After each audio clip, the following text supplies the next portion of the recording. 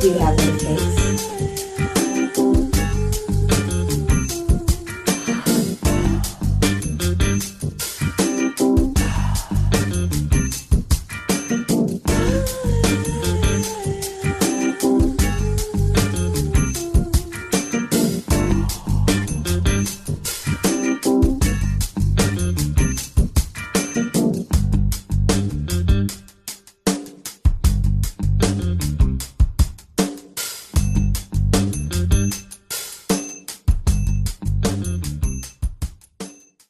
Hi guys, and happy Wednesday. You are watching your favorite show of the week, The Hot Seat with Priscilla. My name is Priscilla Moy, and we are here live in real time at the Social Media Show's studio.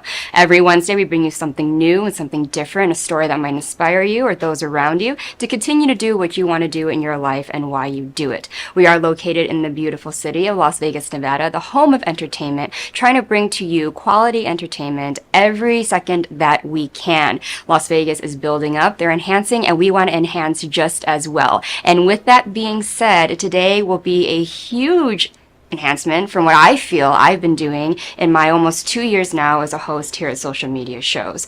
If you're into politics, if you have been a resident of Nevada for a very long time, you know that there are a lot of different things within the legislature that can be talked about. And today we are going to have one of those people who are going to be here talking about what he stands for and why he's running for public office. So when you come back, get ready for a very, very, very juicy episode where we're going to get down to the nitty and gritty. Obviously, very, very respectful, of course, because we are not a political debate team here, but we are going to get down to why you should be voting for this person and what he really stands for and how he can make change in the gorgeous city of Nevada. So grab your drinks, grab your lunch, grab your snacks, and when we come back, we're going to jump right into the episode, and I'm going to say who it is. See you then. Traditional TV is going away. Hollywood is starting to fade. People are demanding real stories from real people. Our voices are now being heard in our own way. Podcasts, Facebook, Twitter, YouTube, and TikTok Live are becoming the norm. Internet TV has now reached the highest demand in human history. Social media shows is now the new media of the century.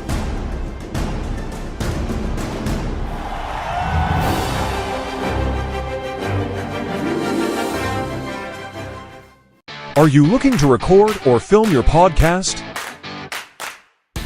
We have the sound room and all necessary equipment you need. Contact us for pricing and to schedule your tour.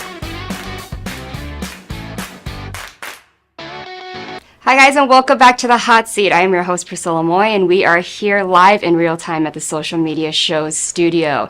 As spoken before in the opening monologue, we are going to have a different type of guest today, and I'm very, very, very excited and a little bit nervous, so I'm not sure which one of us is going to feel like they're in the hot seat, but I'm really excited to introduce this next guest. He is a public speaker. He is actually running for public office at the Nevada Assembly District number 43. His name is Brandon Davis. So everyone, please welcome here to the hot seat. How are you? Thank you for having me. Thank you for spending your time and coming over here and giving us this little interview. Absolutely, yeah. It's a great day. Thank you for being here. How are you feeling? I'm feeling good. And for clarity, it's District 34. Just wanted to make that clear. Maybe that was maybe it's my nerves, maybe it's, yeah. See, I already am messing up. I've never had this happen before. No, I'm starting to sweat. Okay. I think I'm more in the hot seat than you're in the hot seat, and it's my first politician. No. Anyway, so 34. So I'm going to get right into it. So I did a lot of research behind you, and you are from Illinois, along with me, so we have that in common. Oh, that's awesome. Midwesterner. Cool. And you did study communications in college, and that is currently what you're doing alongside running for public office. You're working, you have a couple businesses going on, you're an entrepreneur, you're in marketing.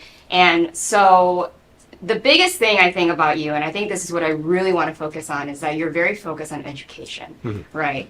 As a father, as living in Nevada. And I think the first question I want to really get into is, the biggest thing about Nevada when they hear Nevada and Vegas is that the education system is extremely poor, right? And so being from Chicago, you see the list of countries in states in the United States and the levels in education. And you don't really realize until you move somewhere and you experience what they mean by that. Numbers can be one thing, but experiencing them is another.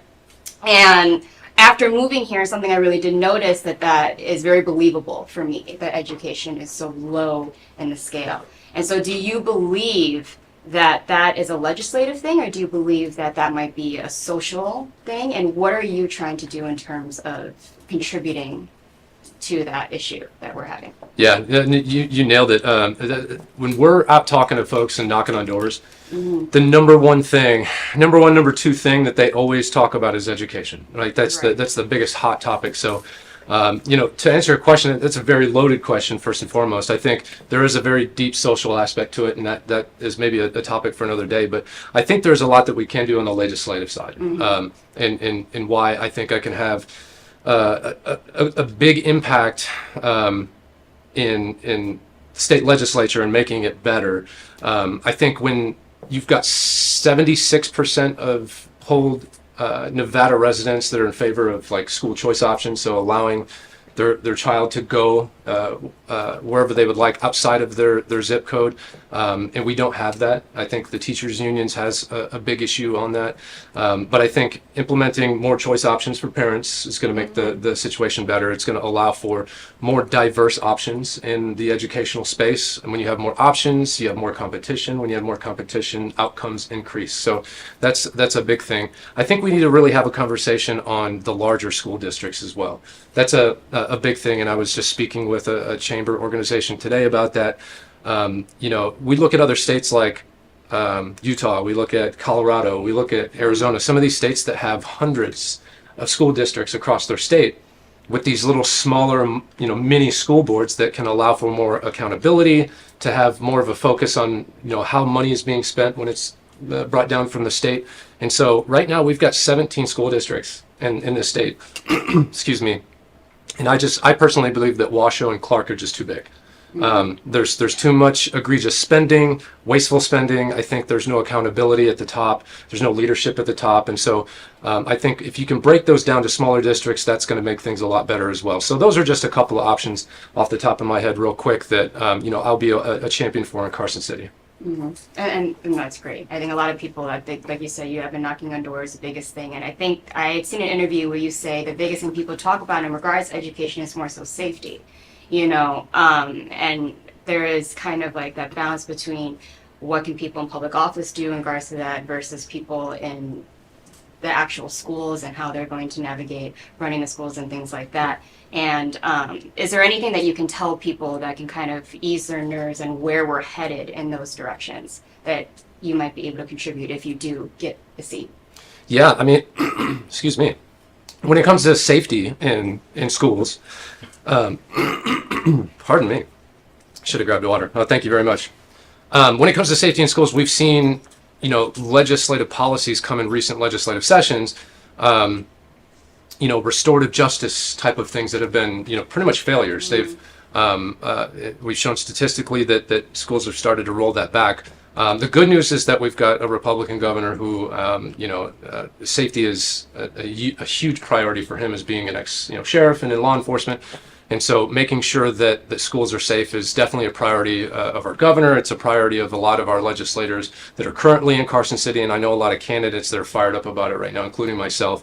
Once we get there, that we will be, looking at policy, looking at ways to scale back some of the restorative policies that have been implemented in recent past, as well as finding ways to provide more resources to our schools and our teachers as well, to make sure that everybody's safe, because at the end of the day, that's incredibly important that our students and our teachers feel safe in the classroom. Mm-hmm.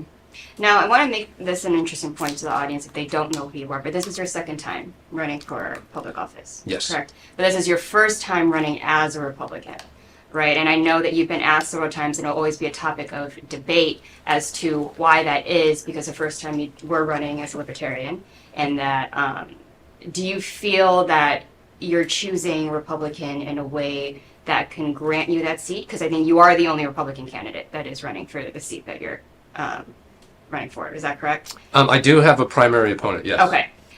So I know a lot of arguments are people who are very pro one side would probably kind of ask you that question is, are you choosing this because you believe that that could be a definite seat for you, or are you doing it because you feel deep down that that's what you believe in policy-wise?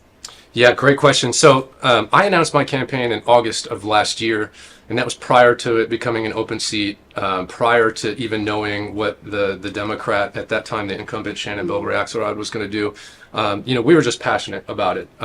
As far as the reasoning or switching parties, I've personally experienced, whether it's, the border, whether it's, going to Portland, Oregon and walking the streets and talking with stakeholders in that community, some of the more libertarian, social issues that, maybe I once held in years past. I've kind of I've gotten deeper in my fatherhood, and I've gotten deeper in as a business owner, and deeper into, really digging into just our society in general.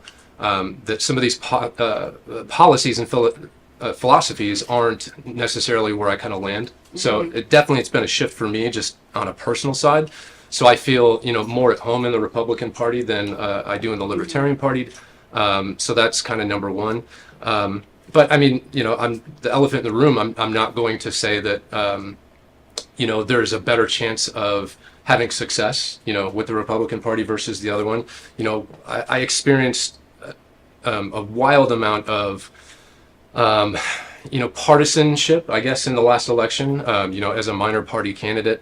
The ability to, work with polling companies, to work with data companies, to get endorsements, to get any political action committee, endorsements, to get any funding, anything, was completely just not even an option, right?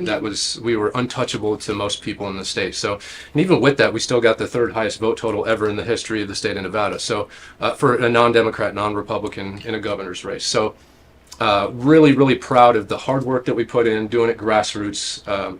And so that's all great. But again, I definitely, as I've gotten older and I've gotten further into just my own personal philosophies, find myself more at home with the Republican Party. And so we're going to touch a little bit on your personal life, if you don't mind. Sure. It's interesting to hear. So you're from Northern Illinois, right? And you pretty much have businesses, you went to college, did the whole thing, but a big thing that you did have mentioned one time was you were raised by a single parent. And so you were able to work hard, take accountability for how you've built your life. Now, a lot of people, in my experience in meeting a lot of people, they would view that it's really interesting that depending on the party that you're running for, how you're coming from a place that some people would who also are from say, oh my gosh, well, we're underprivileged in certain ways, maybe in regards to the home life, in regards to what opportunities were given to me at that time, and that you're now running for a party where I believe a lot of people in the United States might view that as, coming from a place and how you were raised, right? How do you believe your prior, life in Illinois affected how you are trying to run for public office in Nevada? Yeah, that's a wonderful question. Yeah, I mean, listen, my hometown where I was born and raised is, pretty gritty, blue collar factory workers. That's my family all worked in factories, CNC machine operators. And, so like that gritty, that hard work, not really having much. I mean, there was a time I remember being, at 6 years old where my mom and I were homeless. We got burned out of our apartment, and, we were, fortunate to have, Salvation Army and Goodwill and all these community organizations at that time be able to get us back on our feet. And of course, we had help from, the government to be able to do different things. And, so we've been in that space and seen that world, but also then I saw, my mom, work her way out of that and go back to school and do all the things and really kind of put that hard work in to get out of that situation. So while I've been in, the lower socioeconomic, side of things, I've also seen the ability to come out of that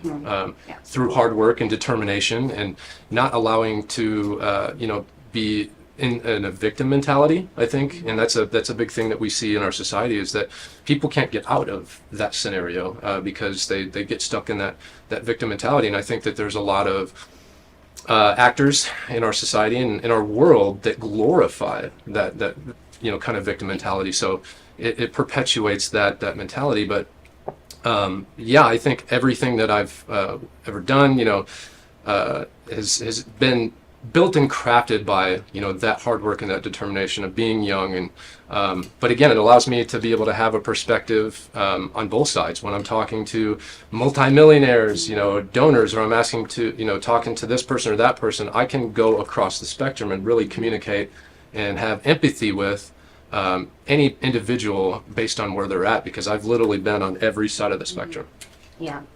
And so what was a turning point for you? So you've built a career in communication, you've built a career in marketing, you have your own businesses as an entrepreneur. What was a turning point where you sat there and you said, no, I want to run for public office? I know your family has somewhat to do with that, having children and seeing, what you could do and possibly affect their future. But what really was that moment where you're like, no, I'm going to run, and this is why? Yeah, I'll never forget it. I was sitting at the kitchen counter with my wife. It was in 2020, and the emergency declaration had just been signed by the governor. I was being told that the businesses around me, including my own, were getting shut down. Mm-hmm. I was being told that my kids were locked out of their schools, and I was seeing that with my neighbors as well. And so for me, that was it. I remember looking at her and said, somebody has to stand up for this, and so that was, for me, my personal moment of saying, okay, I need to get involved. I need to get out in the community. I need to, figure out, and learn more about our state legislature. I need to understand how it was possible that one man's signature on an emergency declaration that is supposed to be temporary was allowed to be pulled out for so long, was allowed for a state legislative body to shut the doors and not let the media, not let the general public in during a legislative session. How all of this was absolutely possible. And I think that it was eye-opening, and it was scary, right? Because the government is supposed to work for the people, mm-hmm. right? And so when the people don't have access, or again, kids not being able to attend school, and we've seen how detrimental that has been across the board. Suicide rates have increased. I mean, a lot that we could talk about, but that was it for me. Knowing that I could no longer not do something, and so that was it. That's when I decided that I wanted to be involved in the way that our state was moving. Mm-hmm. Now, for you actively doing your campaign, I think the biggest thing, being a citizen and watching this from afar, because I'm not in politics at all, is you're great public speakers. You're great at campaigning and pushing your policies, and I think there's a lot of trust issues, I think, with a lot of the citizens of the United States, and hearing one thing and then someone being able to win that spot wherever they're trying to run for, and then not being able to see those changes. How would you tell the people of Nevada that they can trust in you and know that you actively are working for them instead of just being a government, person? Yeah. I think there's two different ways. One is through actions, okay. Right? I think actions speak louder than words. And for somebody like myself that I volunteer in our community, right? So I give hours of my weeks and months every month to Assistance League of Las Vegas, which is a wonderful nonprofit charity. It's actually the only 100% nonprofit, 100% like non-paid, volunteer-led organization in Southern Nevada, which I'm pretty proud of. So, that's big. Again, I coach youth sports. I coach stuff at my kids' schools. So just being involved in the community and like showing through actions mm-hmm. that you care about that district and that community, I think is number one. Number two, one thing that I've seen some other people that are in elected office, I think Victoria Seaman is one of them, but there's several others that, they're sending out email newsletters, on the red. They're updating the constituents. They're letting people know what's going on, where the events are. If there's, some sort of, community gathering in a park, just making sure that people are aware of what's going on and being in constant communication, I think would be another big thing that I would do as well. I hear all the time from people as I'm knocking doors and talking to people in the community that, hey, I've called this legislator, I've sent an email, and I've never gotten a response back. Yeah. I think that's appalling, right? That's unacceptable. Again, the government works for the people, and so, when when you're not able to communicate or get responses back, I think that's wrong. So I think that's how you build trust, is by being seen more, by living through action, and then also just by communicating and making sure that the people in the district are involved as much as possible. Now, there's one thing I really want to ask you, because I'm so interested in what it's like being in your position.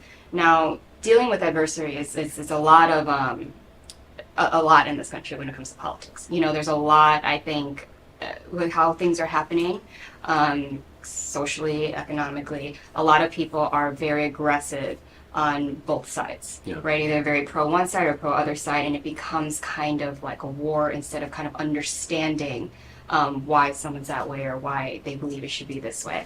Now, when you are, debating, you're going through these debates and you're trying to really get people to believe in what you're doing, how do you handle all of the naysayers and people demanding things from you and kind of feeling that aggression towards you? Because it's not just you being a public person, you have to address those issues, right? And a lot of people with confrontation like that can be very, very, very difficult, and try, instead of narrowing their mind down to the issues that you're trying to address and change and do all of those things, but you get a lot of the aggression from both sides of parties asking you, well, I'm pro this is why are you, right? It becomes, I think, as a United States citizen, I see a lot of things that a lot of people don't talk about it. How do you deal with all of those conflicts and being able to stand on your own and being able to address those very neutral and get people to believe in you no matter what party inside that they're on?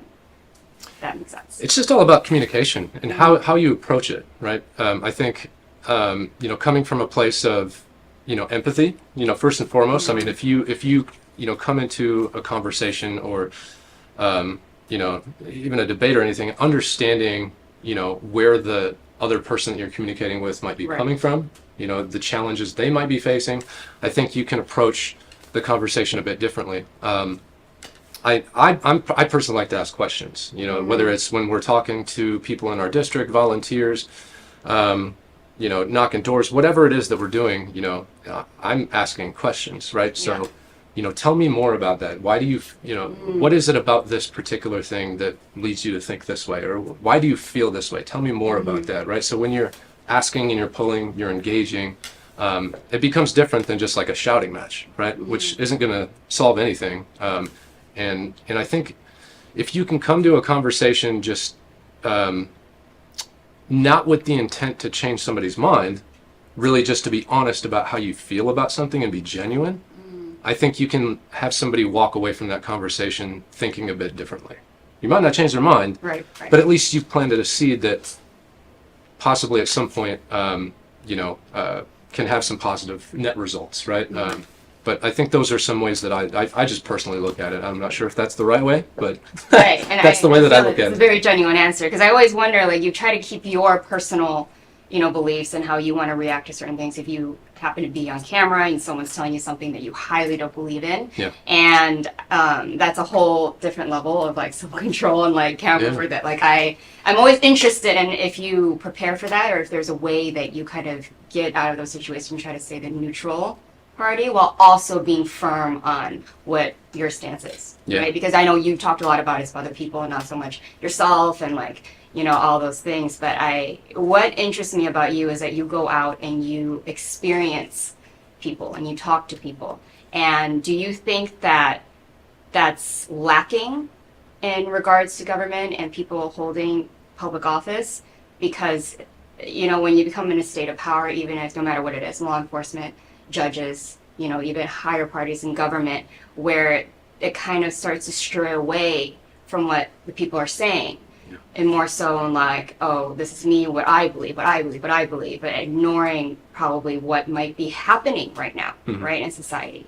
So what's your take on it? And do you think that people should be out there doing what you're doing in order to learn more? And do you think that would have an effect if they really put in more of that one-on-one time with the people in whatever area they're trying to legislate or the bigger in span of the country. Yeah, without a doubt. I mean, I think knowing exactly, and especially, we're fortunate to be an assembly district, right, which is the small, one of the smaller districts in the state, and so we can actually go out and talk to every single voter. So obviously Congress, county commissioner races here in Clark County, I mean, those are, hundreds of thousands of people, and it's really difficult to be able to touch on them. But I think the more that you talk to, the more that you understand what matters most to people. So I absolutely, and the sad part is that I hear stories all the time of candidates in a very safe district not having to go out and do that, right? Maybe the voter registration might be stacked in one direction or the other, and so their need to go knock on doors and their need to go out and kind of really work the community isn't there, and so I think that's very unfortunate. But I think it changes everything once you again get out and you put in the work and you talk to the folks and have those conversations and really learn about what matters to them. It'll change your perspective once you are elected and have a better understanding of how to move forward. So Nevada in general and surrounding, because the district you're running for is what area, so that everyone can understand, like what cities and what area of Nevada? Yeah, it's in Clark County, so it's Summerlin North, if you're familiar with that area. So, Lake Mead to Alta, Charleston area to, Wallapai and Anasazi over to Jones. So it's going to have a little bit of Summerlin North and come a little bit east as well. So mostly on the west area of Las Vegas. Yeah, right. Yeah, very diverse district. You've got, over in by the TPC Summerlin area, you're going to have very, very expensive homes and wealthy individuals and families. And then on the further east, you're going to have, some apartments but it's a wonderful district, a lot of hardworking people. That's one thing that's awesome is we're, going through, Buffalo and Westcliff or, wherever it is. And we're going through these houses. I mean, there's trailers, for landscapers and plumbers and heating and air conditioning. I mean, all these service-based, working folks that I love to see it. Because again, for somebody like myself that is a small business owner, it's like I love to see so many business owners out there working. But it's a really, really fantastic district. So Vegas basically has a stigma, I think, regards to a lot of people who haven't lived here or maybe come to visit on what basically goes on here, right? Especially where they get a lot of the funds from. It's all about, the gambling, the partying, all of this entertainment. You're bringing in big events. You, not originally from here, but you lived here over 10 years? I've been here 12 years now. 12 years now. Yeah. And a lot changes, like, on the daily, right? And they're trying to bring in more and establish themselves as a different type of city with a different type of maybe reputation. And do you think that you're seeing that go in the right direction or a really poor direction in regards to how Vegas is taking its higher status? Yeah, no, I think, we talk a lot about, diversifying the economy, right? So obviously being so dependent on tourism and gaming, we've seen a big shift in sports. That's been a big thing over the last decade or two, and which is great. I would like to see more diversity in our economy for sure. I'd love to see some tech hubs. I mean, I know we've got some smaller ones building, but I'd love to see kind of us expand out of just what we're kind of locked into as of right now. It gets a little bit more diverse as you get out into the rurals. Obviously, up in Story County, there's a big, innovation, tech thing happening there. There's the warehousing side of things in North Las Vegas. But yeah, I would love to see more diversity in our economy in Southern Nevada and Clark County for sure. Now, you have some hand in the arts, I should say. Like, prior in your day, you were in a band, if I'm correct. Yeah. So you did music. And so you have some experience being an entertainer, right? We can get that far. And you can see kind of on the side of people who perform and, do the day-to-day life, either struggling to find gigs and all those things. And a lot of people view Nevada as, like, the entertainment capital of the world.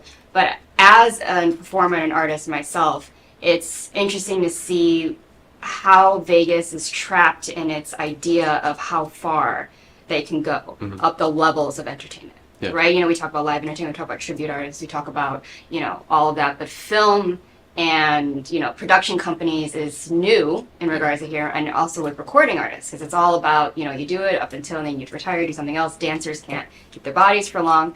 And so is there anything that you're standing for in regards to helping the community and the people in the art world and entertainment world in order to raise our standard in regards to bigger cities like Los Angeles, Chicago, New York? Because right there, in my point of view, we're not at those levels, right? And I'm not sure if it's maybe a funding thing, an opportunity thing, if it's a Vegas thing, or it's a people thing. I would love to hear your point of view as someone who's going to be running for office and in politics, and how you view that and what you think the direction of Vegas is going in and how you might be able to affect artists. Yeah, no, I think having a unique perspective as somebody who's, been in the music business, through their entire 20s and, did the whole, tour bus and van and rock music and festival circuit and, did that whole thing. And, I've done the cover band, stuff and around all the properties and in years past as well. I mean, definitely have a unique perspective to bring to Carson City, when specific legislation is proposed that affects, artists and creative minds and all of that. I mean, I'm not necessarily sure. I'd be open to the conversation and hearing about, ways that those folks are affected. Are you talking about like pay or like what in what ways? And there's so many ways. So pay can be one thing, and the way that you treat, that goes down to a union thing. But also the biggest thing for me is the opportunity, right? And bringing those opportunities in and how that can shape Vegas to be somewhat similar to a big metropolitan city that might have the means to have those opportunities at a higher level. Because right now we have a lot of indie, right? We do a lot of background work. Companies come here, they do a thing, but they don't source Vegas locals or Vegas artists to do those higher things. Okay. And I'm always interested to see why that is. Is it people's experience with people here, or are people here maybe not giving off the work ethic that maybe someone in Los Angeles might do because of the opportunities we get? I would love to see how that might be a talk within maybe someone in public office. Yeah, I would love to have that conversation and hear about that and, the stakeholders in that particular community and in ways that, I can be an advocate for them in Carson City. Again, I'm not sure how that works in regards to just legislation, but anything that I could do to make things better for those folks is great. I mean, yeah, the union thing is definitely a thing that comes to mind for sure. Right. I mean, yeah, any way that I can be an advocate to help support those people, I'm open to the conversation. Yeah, because we here are small business as well as artists. Yeah. I believe. So with your experience here, it's always interesting to see how you would view us and how our, what kind of effect you would have on businesses. Yeah. Because we both have that entrepreneurial side. I mean, a lot of artists are entrepreneurs, right? And so you have that small business mindset because we're independents, but then we also are more so leaning towards production. And Vegas, I think, doesn't have that talk in regards to people doing things outside of stages at Horseshoe Casino, right? Mm-hmm. And so I'm always interested if you were ever in a position where that comes up, what you would do for businesses like this instead of just small office businesses or restaurants or things, but little production companies that might not be Warner Brothers. Yeah. Right? Yeah. No, I love that. And yeah, as somebody who, again, is in the digital marketing space, like, this type of thing and being able to understand that small business ownership side of things, I'm going to be an advocate and find ways to support them. There's lots of different funding that already exists. Obviously we'll want to find further ways to provide funding for small businesses, even especially in more innovative, forward-thinking digital spaces like this, podcasts and shows like yours. I think that there's ways that we can support them and just also continue to keep government out of it. I think that's a big thing. Is like, it's all fine and good until the government starts to come in and start regulating things and taking more of the funds. But I think being a champion to keep government out of the business, a champion to find ways that we can, fund it without taking too much of taxpayer dollars to do it. I mean, there's different ways that we can definitely be an advocate for this industry. Mm-hmm. And then another topic that I think is big in, I think, the Las Vegas area right now is with all the new traffic coming in. You get a lot of people in from all different areas of life, walks of life, different places in the world, not just within the States. That brings in a different type of cultural vibe that Vegas would have compared to other cities. There's no one definite culture or style or anything that you might feel, especially if you go back to Illinois. It's kind of like a free-for-all thing. But with that, crime rates go up, and that people think, oh no, Vegas safe. And then if you're talking about places like North Summerlin, like there's a lot of safer areas. Now, I have been a victim in Las Vegas and experienced a lot of different things, especially coming from Chicago, that I'd be surprised is happening. And I've lived here maybe 5 years, and I've seen kind of drastic changes. You hear a lot of people saying, oh, Vegas, it's getting bad, it's getting bad. Everybody's like, oh my God, the construction, all this bringing all this, blah, blah, blah. And there was one interview where I heard you talking about, judges and how they declare whether or not people who do get caught for doing certain crimes in certain areas do get put back on the streets for second chances, right?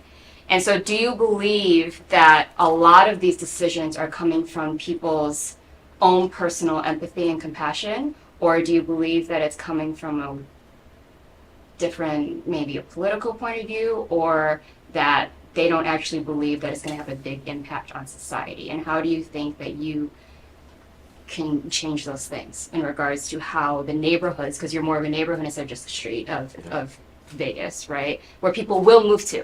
So if they want to move here and they want to say, okay, but tell me about how the crime is, and what are people doing about it? Because I'm just seeing like it's repeating, and I don't want to bring my family there, right? Let's say that that's the thing. Yeah. What would you say to that? And what is your views on as to why it's getting as reckless, as some might say, as it is? Yeah, no, I think, going back to what you talked about the judges, we have a lot of those, and, district attorneys and various other actors that, are letting out bad individuals. We've seen, in recent past, the guy that jumped across the bench to get the judge, right. He had been arrested in multiple times. I mean, I just read another story, a guy that was, out in the public when he's been in jail 12 different times. So I mean, it's we're letting these people back out on the streets, and it's causing a problem, right? I think when the people are not held accountable for their actions, there is just this soft, lackluster take on criminality that you're going to see what we have right now. And so we've got to really look at who we're electing as judges. We have to really look at who we're electing, in our judicial system, period. I will say, some positive things that, I recently sat in a room with Sheriff McMahill, and they have gotten their staff to where it needs to be, or where at least they're comfortable. And so he's been operating for the last couple of years on, a straw man crew for the most part. And so they've worked really hard to get more police officers out into communities, and I think he's done a great job there. So we're hearing some statistics on specific things that are down, percentage wise. So there's a lot of good things that are happening there. But we're still seeing it. And it happens even in Summerlin, where I'm at. I mean, criminals are coming into those areas because there is opportunity, right?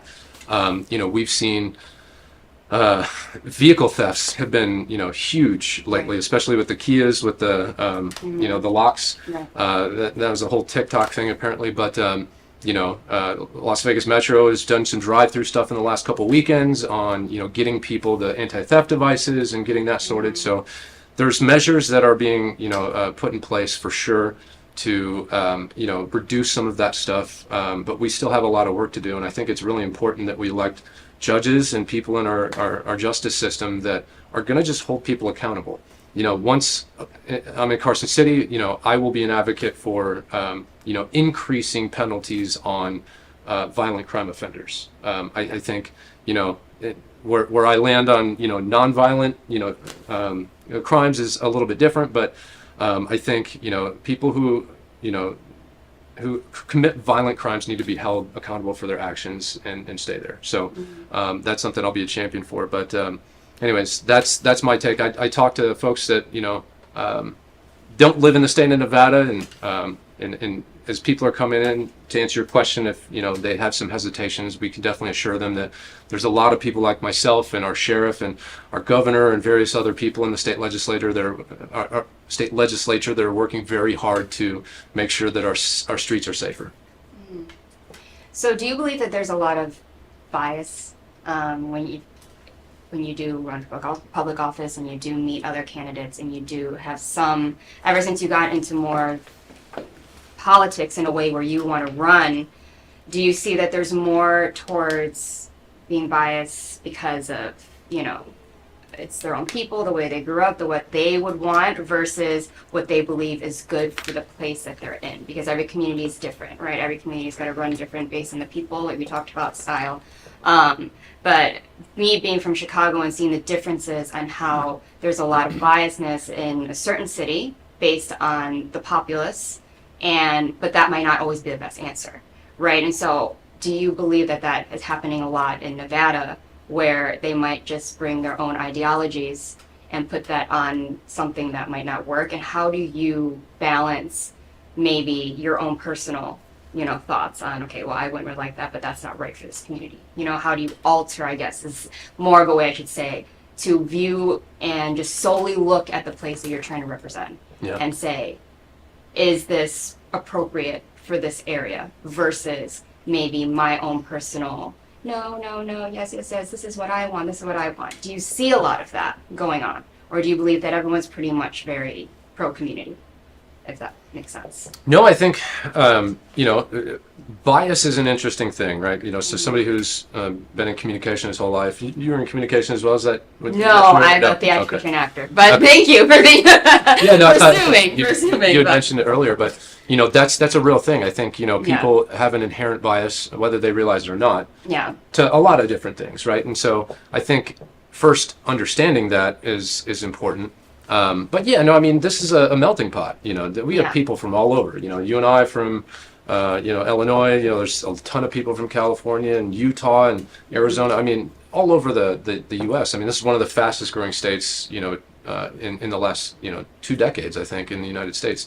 So, you're going to have people with different perspectives. You're going to have people with different thoughts and values and, different ways that they feel that we should approach our future and our education and all the things, right? So, again, for me, having lived in Illinois and California and experiencing that very, kind of progressive left kind of mentality and thought process on, policy and laws and all the things. I've also lived in Oklahoma and, rural communities and other Florida, and, that might be a little bit, more right on the spectrum. And so, I'm just uniquely positioned, having experienced both ends of the spectrum, and then now being in a state that I consider kind of very purple, kind of in the middle.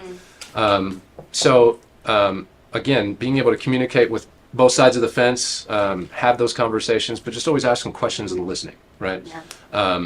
But I think, understanding your community, like for me, it's like, again, it doesn't matter what I think. I'm asking the questions when we're going out and knocking on neighborhoods or knocking on doors in our neighborhoods. I'm asking them, what is the biggest issue to you? What's facing, your family right now? What are the kitchen table issues that matter the most to you? So for me, it's just like, I'm just learning and I'm asking questions. So that way I can be more effective once, I do get elected and get to Carson City and the state legislatures, that I can actually understand what is affecting the people in my neighborhood.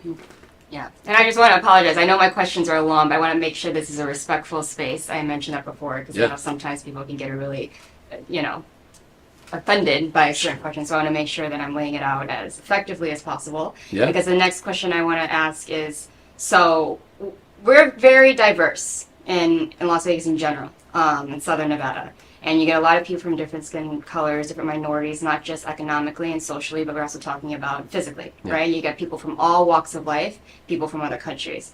And so what can you tell people of a ethnic minority and you coming from a Caucasian male, that they can have hope that you're also speaking for them? Yeah, great question. Just again, through actions, that's the biggest thing that I can do as somebody who, regardless of, my background or skin color or anything, dedicates volunteering to time in his community, which again, the place that we do volunteer at, serves, lower socioeconomic families,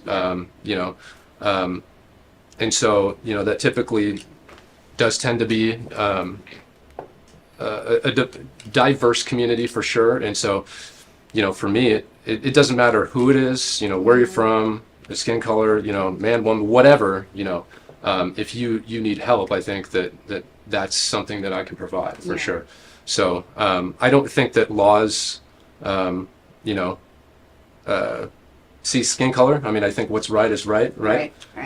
If it's good for one person, it's good for another, and vice versa. So, yeah, I mean, that's what I would say, is that it's about what's doing right for everybody in the community, and that's it. It doesn't matter, again, what income bracket you have. It doesn't matter what skin color you have. What matters at the end of the day is if it's good policy, if it's good laws, if it follows the Constitution, if it protects individual rights. I mean, for me, that's the number one biggest thing, is where I come from, individual rights. So, but that's what I would say. Yeah, because I think the biggest thing that would be coming from a minority person and seeing how they react to other people that they might find more privileged to be in places like you are, that they might say, well, you'll never understand what it's like walking the streets as this. Yeah. And that comes into play with opportunity, right? So law is law, we can all hold that, but when it comes to maybe not receiving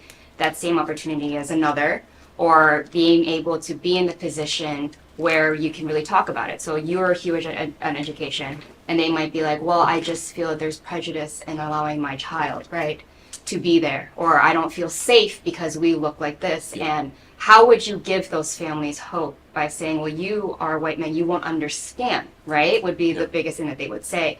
You don't know, though. So you might say that this will work, but it doesn't, right? And so when you deal with something really strong as that, because even if it was me, like, I can't, understand what it's like to be every other ethnicity. Yeah. So it'll be hard to answer that question, because it's like, I mean, yeah, you're right. Like, I won't understand that. Yeah. Right? So what would you say to those families that maybe they can't have the economic means, but for some reason they just don't fit in, so therefore they're not even treated right, or they're not given the opportunity to have the same opportunities that might elevate their child's education, or vice versa, things like that. Yeah, it's a great question. I mean, again, I'll just go back to my background, being, very poor, lower socioeconomic. There were times in my life that, I was, lived in places where I was the only white kid on the street, so I've been in those roles. But the school choice policies that we're fighting for, so education savings accounts, opportunity scholarships, allowing parents to be able to put their kid in whatever school it is that they want based off, not keeping kids locked into a zip code, right? All of those school choice policies are going to help the lower socioeconomic, the minority communities, are going to make our education better for those kids. So I mean, that's the number one thing, that there's several different policies that we're championing that in fact are best for those communities. So I'll never be able to walk in those shoes, right, so to speak, but I can listen, and I can ask questions, and I can advocate and do what I think is best, for sure.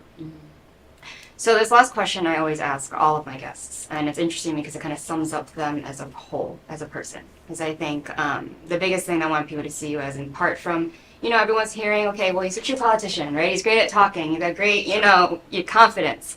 But this question kind of sums down you and what I think people really need to know about you, because they can't really feel, the aura in the room right now. They can watch you on camera and be like, okay, yeah, he said this before, like, he's a very good speaker.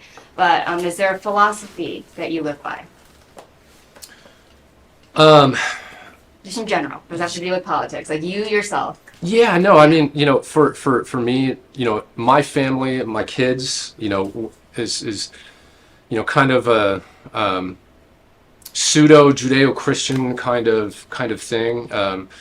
Treat people right. I mean, that's the number one. Treat people as you would want to be, treated. Be kind, tell the truth. I mean, just the golden rule stuff, right? I mean, I think, those are just your broad brushstroke philosophies that are important to me. and important that I pass along to my kids.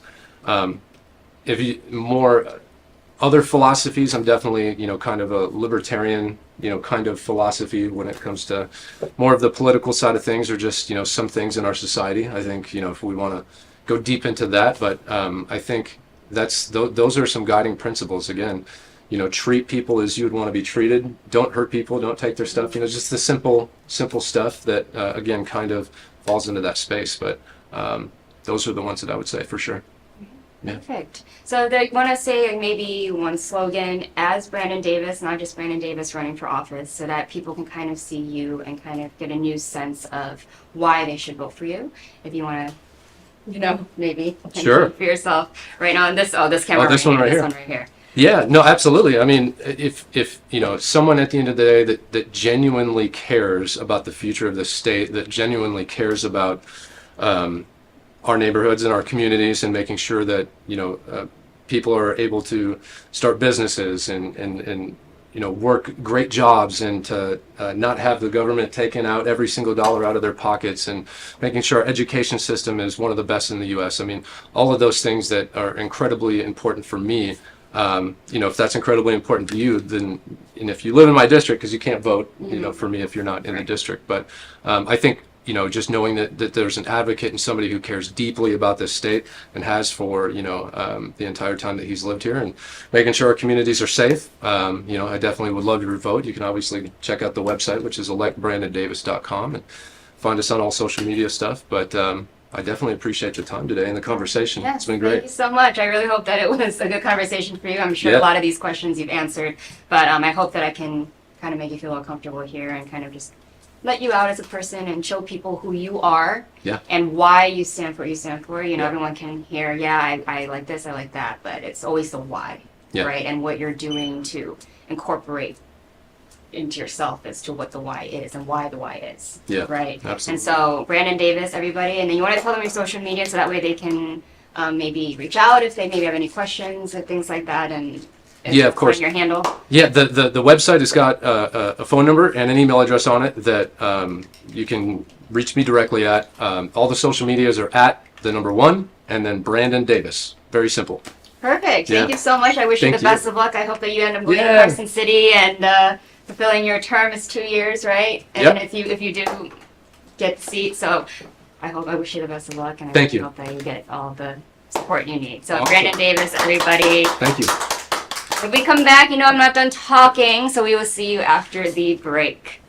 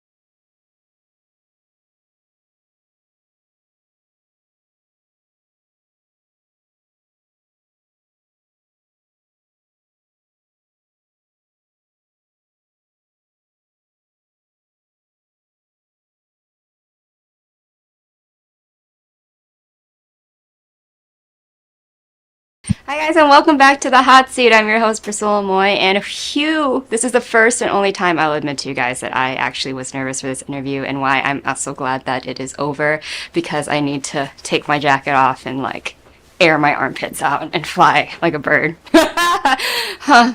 Okay, anyways, but I hope you really enjoyed that episode. I tried to get down to the nitty gritty on who he is, why he is, what he's doing to do what he's doing, especially in the world of politics. Like I brought up a little bit, it is an aggressive topic. It isn't a topic that can easily offend a lot of people, especially in a world where we do have freedom of speech. So I think there's a lot of things that you have to do in regards to someone in public office to maintain the peace, but also make change. And I don't even want to know what that's like being in his position. That is so not me. I just run my mouth here, and whether you like it or not is whatever. It's not going to affect me. Be my hater, okay? Whatever. I'm not looking for votes.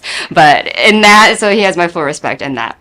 So some announcements. I know that Social Media Shows is very actively not only doing our shows, but we are doing events that have red carpets, and we do have hosts for that, etc., etc. And those red carpet events are not just movie premieres like you would think. They could be events for a party, they could be events for a film festival, a music event, an award show, anything where you feel like it deserves a red carpet and people want to be interviewed, they want to be seen on the camera. They also want people to know who they are, just as much as I try to make people understand who people like Brandon Davis are.